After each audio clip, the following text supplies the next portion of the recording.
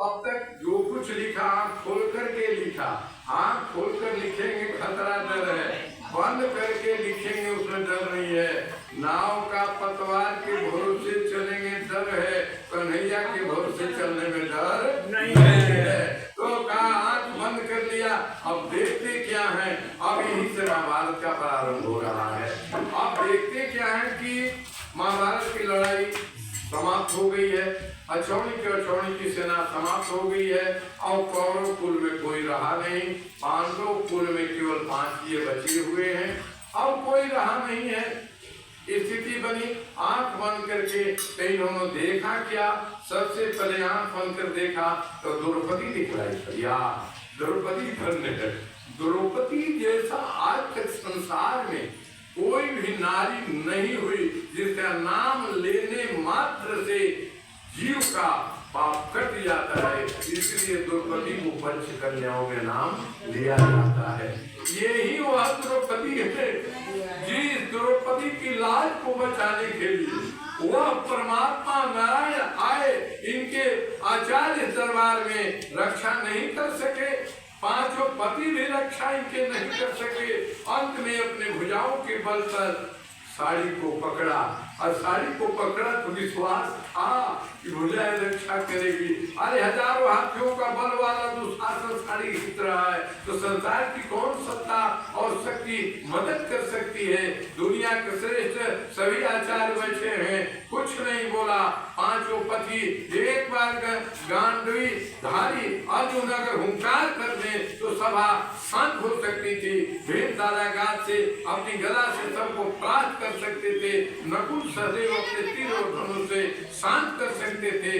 धर्मराज की एक वाणी सभा को शांत कर सकती थी और द्रौपदी की लाज को बचा सकती थी, लेकिन आज कोई बचाने के लिए तैयार नहीं हुआ। आज गुरु की वाणी याद आई कि हारे के हरि नाम निर्बल केवल ये दुनिया वाले जब तक स्वार्थ है तभी तक है, अंतिम का साथी तो केवल कन्हैया ही है।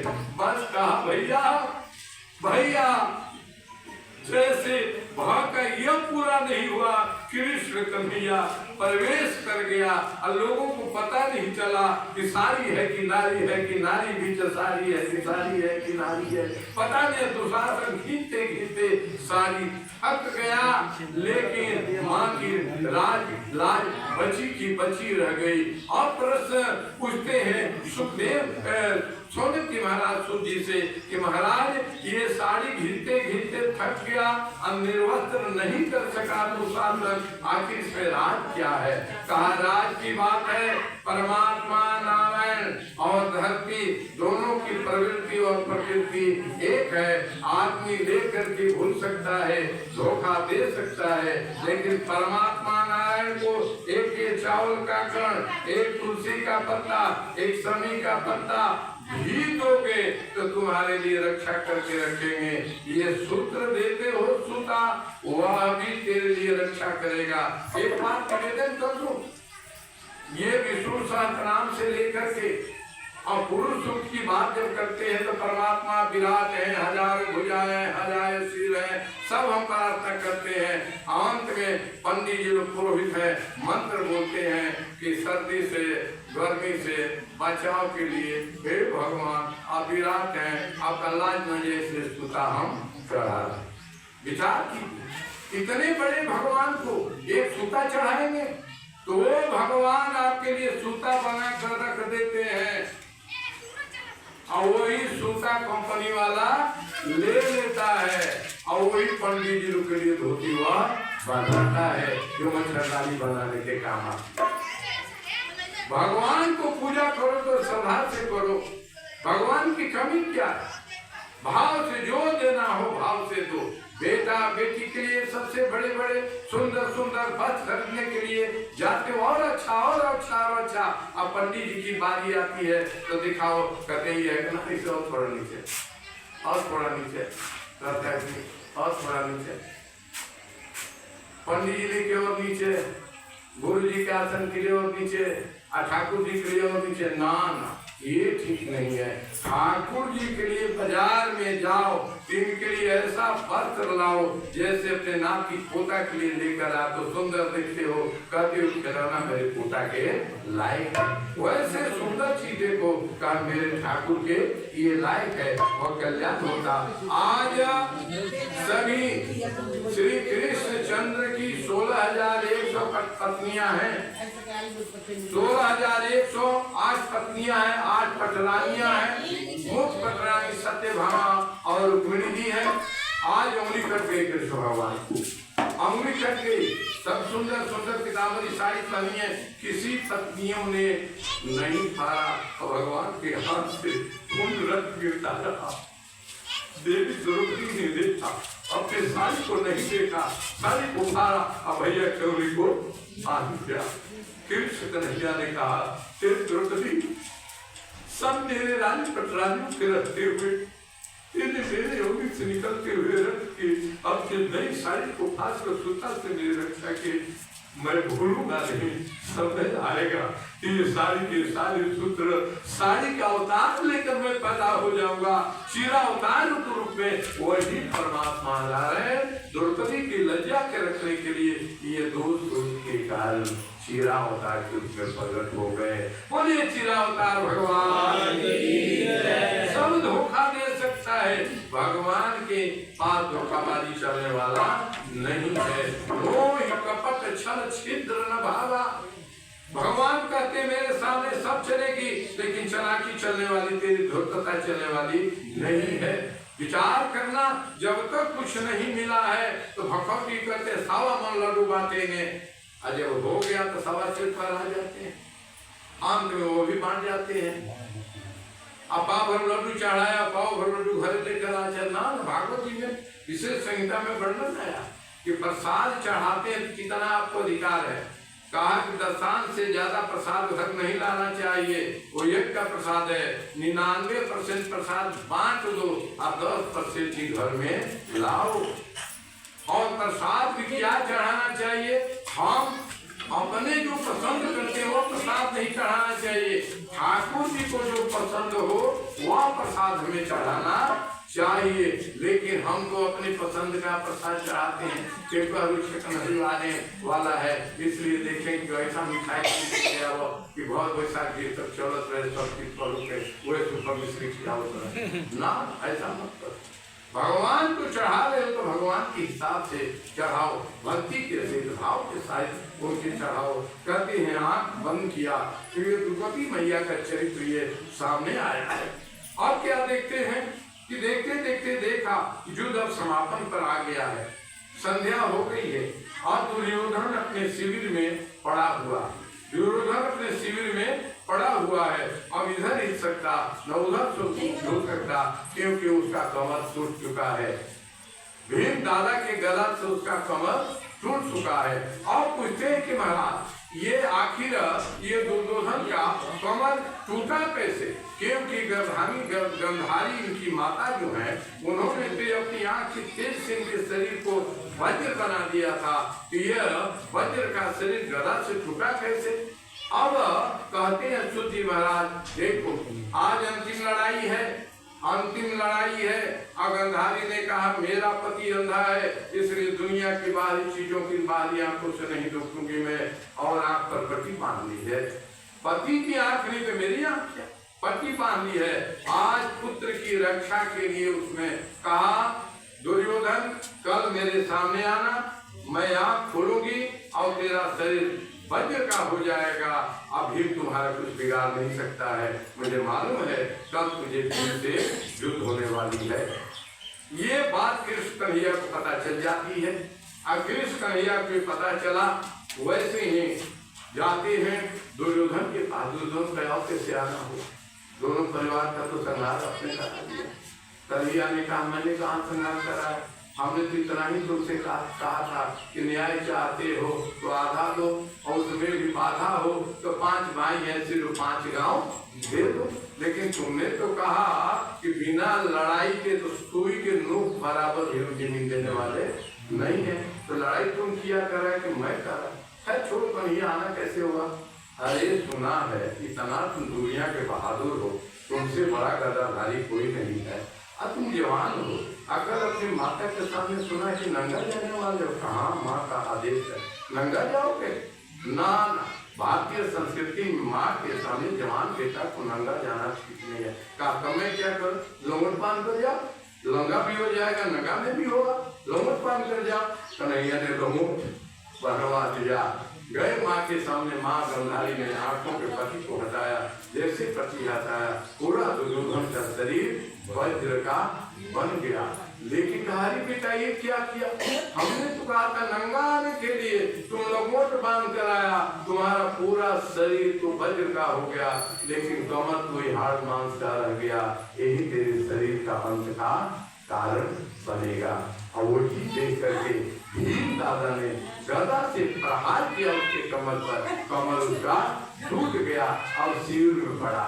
समाचार पूछने वाला भी कोई नहीं है। ये आंख बंद करके कौन देख रहे हैं? वेद व्यास जी देख रहे हैं इस घटना को और लिखते जा रहे हैं। महाभारत यही से शुरू होता है, भागवत लिखते जा रहे हैं। कोई कुछ इतने में देखा गुरुपुत्र अश्वत्थामा आया, गुरुपुत्र अश्वत्थामा आया, शिविर में देखता है कि दुर्योधन पड़ा हुआ है। और दुर्योधन की ये स्थिति देख करके अश्वत्थामा को बड़ा कष्ट हुआ, ये मेरा मित्र है, मुझसे मित्रता किया है, इसका फिर बदला मैं चुकाऊंगा।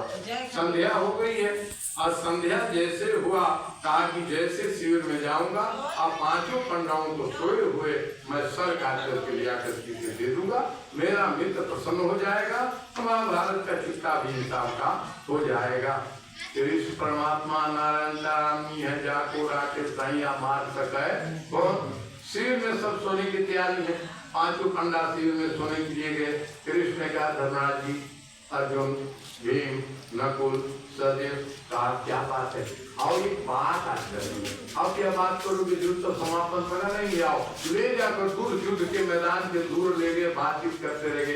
इधर पांडवों के जो पांचों पुत्र हैं वो पुत्र आकर अपने अपने पिता के सैया पर सो गए। बात उधर चल रही है, कृष्ण कन्हैया पांडवों को लेकर गए, पांचों पुत्र सो गए। अब यह अश्वत्थामा आया और आया तो शिविर में पड़े हुए पांचों पंडों को सोया हुआ जान करके सबकी मूड़ी को काट कर ले जाकर, ऐसे जैसे गजरा मूड़ी टांग कर ले जाता, उसकी जटा को पकड़ कर ले जाकर के दुर्योधन के सामने रखा। लो मित्र, बदला चुक गया महाभारत का। लो कहाँ बात दिया, कहाँ पांचों पंडों को बातें, बड़ा खुश हुआ। लेकिन जब देखा तो ऐसे मूड़ी को लेकर, ऐसे क्या मूड़ी जैसे तरबूज और खरबूज पचक जाए, फुट गए, एक एक करके देखा, सब उसका सर टूट गया। कहा कि नाना अश्वत्थामा तुम क्या किया, ये पांडवों का सिर इतना बुलाए थे, ये तो पांडवों पुत्रों का सर है, तुमने इस कुरुवंश के साथ तुमने अच्छा नहीं किया, और इस स्कूल में तिलांजलि देने वाला भी कोई नहीं बचा है। अब स्कूल में तिलांजलि देने वाला भी कोई नहीं बचा है। आइए कहते कहते उसका प्राण निकल गया। सौनक जी पूछते हैं कि ये दुर्योधन का प्राण निकल क्यों गया? कहा कि से बदाम था, दुर्योधन को कोई हथियार से नहीं मार सकता, अस्त्र से मार सकता, न शस्त्र से मार सकता, कालनी से नहीं मार सकता है। मरेगा कब? ब्रह्मा जी की व्यवस्था दी, मरेगा तब जब एक साथ इसे खुशी भी होगी और विषाद भी होगा। खुशी हुई कि पांचों पंडे मर गए, विषाद हुआ कि पांडव कुल में तिलांजलि देने वाला भी कोई नहीं रहेगा। छोड़ दिया।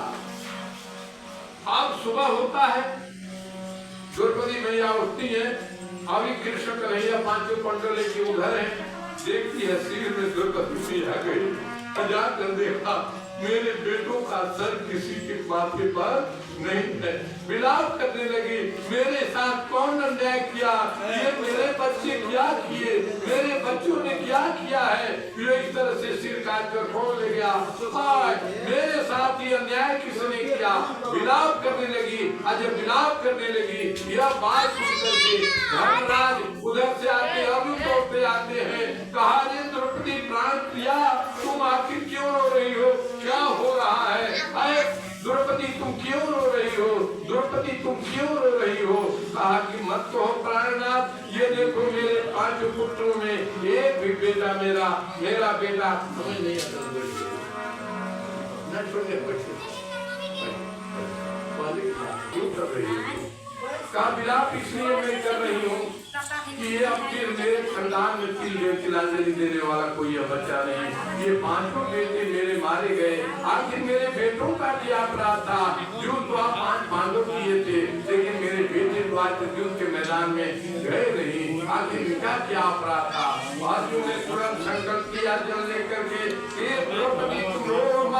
तब तक इन लोगों का श्राद्ध संस्कार कुछ बालकों का नहीं होगा, जब तक जिसने इन बालकों को वध किया है उसके छाती पर बैठ करके तुम स्नान नहीं करोगे तब तक श्राद्ध नहीं होगा। बस क्या कहना था? और पीछा करना कौन मारा, कैसे मारा? जिसके साथ साथी कृष्ण कन्हैया हो वो क्या नहीं जानता है, पता चल गया। बस अमोघ बाण उन्होंने छोड़ा, जिसने मारा वह अमोघ बात अश्वत्थामा को पीछा करने लगा। अश्वत्थामा भागने लगा, अश्वत्थामा भागने लगा। अब सोचा कि हमारा प्राण की रक्षा कोई नहीं कर सकता, भागने लगा, भागते जाने लगा।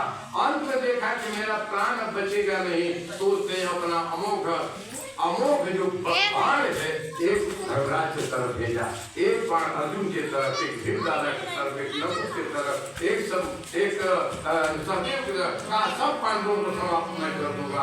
अर्जुन ने कहा कृष्ण कन्हैया तो हम बचने वाले नहीं है, रक्षमाम कृष्ण कन्हैया, रक्षमाम कृष्ण के तो रक्षमाम कृष्ण के तो पाहिमाम कृष्ण का चिंता मत कर, वह केवल बाण को अमोघ को चलाना जानता है, वापस करना नहीं जानता है।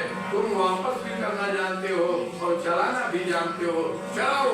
बस तुम बाण को शांत किया, अपना बाण डाला और डाल कर पशुपात्र का पशु के जैसा बाण करने वाला जो बाण है उसको चलाओ। पशुपात्र को बाण को चलाया तो सत्थामा को बांध दिया और सत्थामा को बांध करके अर्जुन लाए, पशुओं को जैसे घिसिट कर लाया जाता है, लाया द्रौपदी के सामने रख दिया। बहुत द्रौपदी इसे क्या करूं? जैसे बच्चों का सिर का धड़ किया, इसका सिर का धड़ कर दूंगा। उसी में भीम दादा है, कहीं से गदा से चकनाचूर मैं कर दूंगा। उससे नकुल सहदेव आए, कहे अपने तीर से मैं भेद जाऊंगा इसके शरीर को, सब कहने लगे। द्रौपदी ने हाथ जोड़कर खड़ा हुए, द्रौपदी कहा आदि पुत्र आप सबको क्या हो गया है?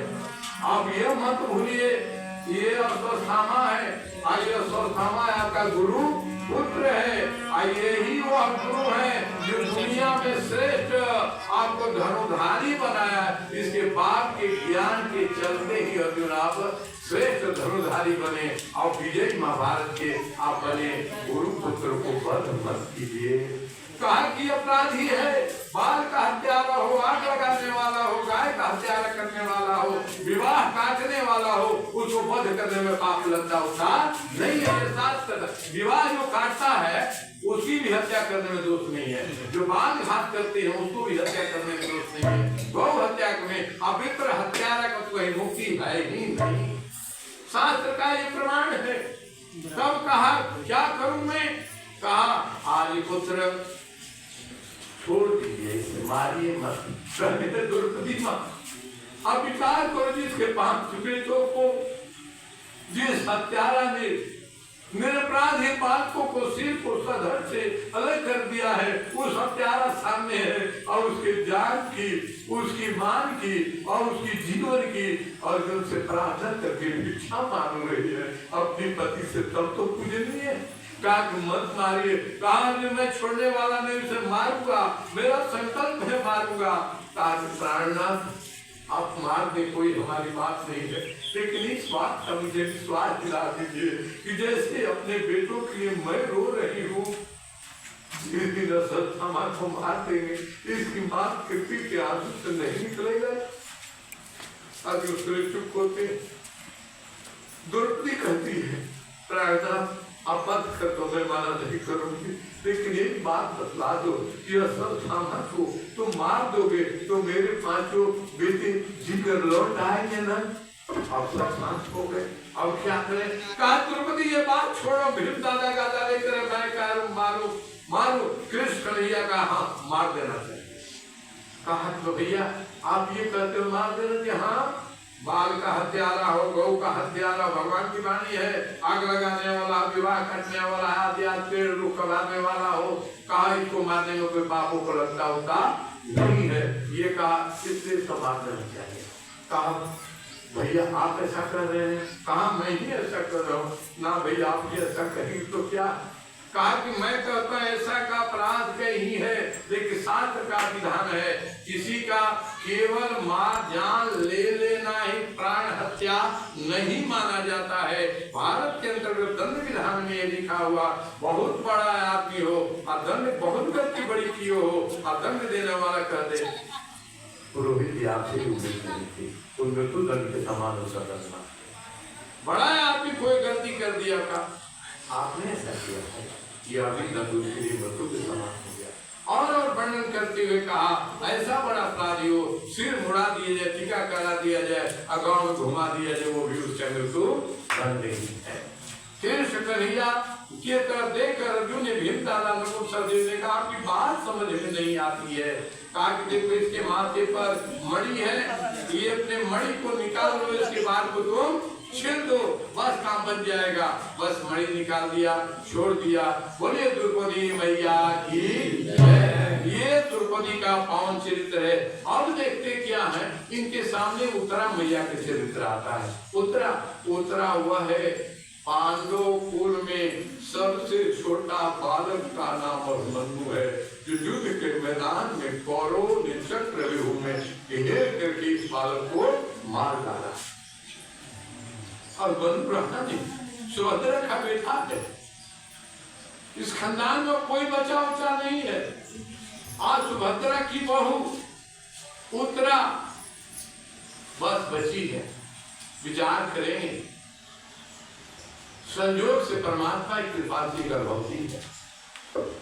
अब इसने क्या कहा, जब अर्जुन ने छोड़ दिया, लौट कर गया, जब छोटे हुए नाग नाड़ी छोड़ दिया, अपने जहर और विष मारने के लिए तत्पर हो जाते हैं बच करके, वैसे अश्वत्थामा और क्रोधित होकर के जो उसके पास बाण था वह बाण का कि अब के एक नहीं छोड़ूंगा, सब तो चला गया। लेकिन उत्तरा भी गर्भवती है, उसके गर्भ में सुल्तान पांडव का बीच बच रहा है, समाप्त कर दूंगा।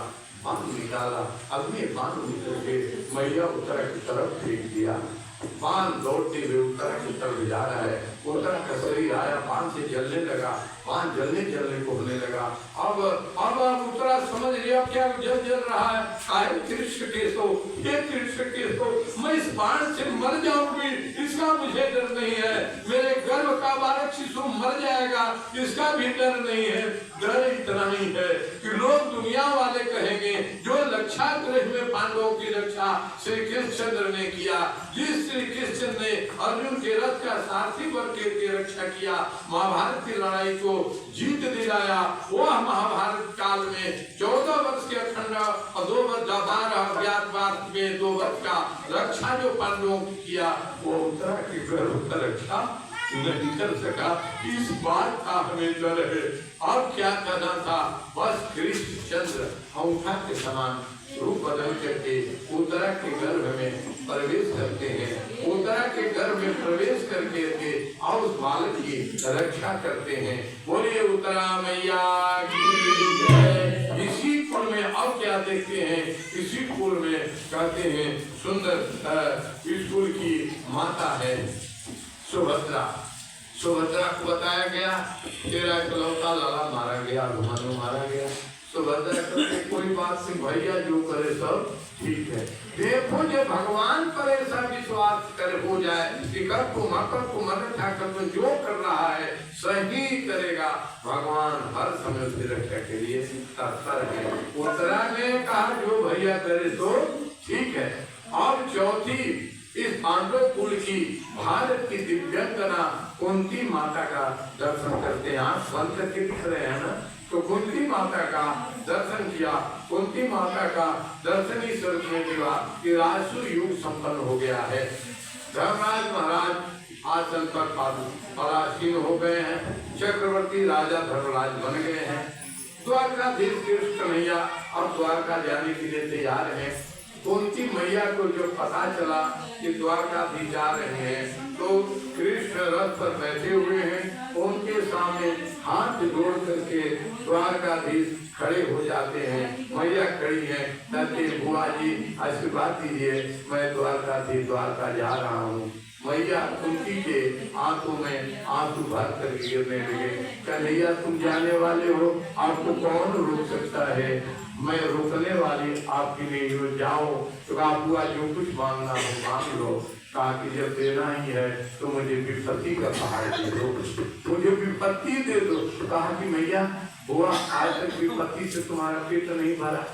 जन्म में जब जिस पिता के घर में तुरा हमारा जन्म हुआ, उस पिता के घर में भी नहीं रह सकी। जिसने तुझे पाला उसके घर में भी नहीं रह सकी। स्वयंवर जब तुम्हारा हुआ तो पति सुख भी तुम्हें प्राप्त नहीं हुआ। पांडव जवानी में भी तुम्हारे पति चल बसे, अब भी तुझे तुम्हारे बेटे इतने दिन वनवास रहे, लक्षागृह से बचे, इतने युद्ध हुआ, इतने कष्ट भरे, अब भी तुझे विपत्ति से पेट नहीं भरा है। कहा कि नहीं कृष्ण कन्हैया, पेट ही नहीं भरा है। मुझे विश्वास भी हो गया है कि कन्हैया वही रहता है जहाँ विपत्ति रहती है, कन्हैया वही रहता है जहाँ दुख रहता है। अब मेरे घर में मेरा बेटा ये राजा बन गया, चक्रवर्ती बन गया, राजपाट लौट गया, तो तुम मुझे छोड़ के जा रहे हो। जब तक विपत्ति थी तब तक तुम हमारे यहाँ रहे, ऐसा राजपाट मुझे नहीं चाहिए। सुख के माथे सिर पड़े जो परिणाम भुलाए। कहा मुझे ऐसा सुख शांति नहीं चाहिए तो तुझे भुला दूं, इसलिए विपत्ति मांग रहा हूँ। कहा कि बुआ जी ऐसा मत करो, कहा कि तो दूसरा मांग लो। कहा कि तब तक यहाँ रहो, मत जाओ जब तक मेरा शरीर प्राण को छोड़ न दे। कृष्ण कन्हैया जैसा दयालु दुनिया में कोई नहीं, इतना कृपालु कोई हो ही नहीं सकता जितना कृष्ण कन्हैया का अवतार कृपा का है। रथ से उतर गए, साथी को ले जाओ, छोड़ दिया और कहा बुआ की जैसे बच्ची गोद में आते आगे बुआ जैसे पकड़ लिया। बुआ में तब तक प्राण रहे और तब तक कन्हैया रहे जब तक बुआ का प्राण नहीं निकला। बोलिए भक्तवत्सल भगवान की जय।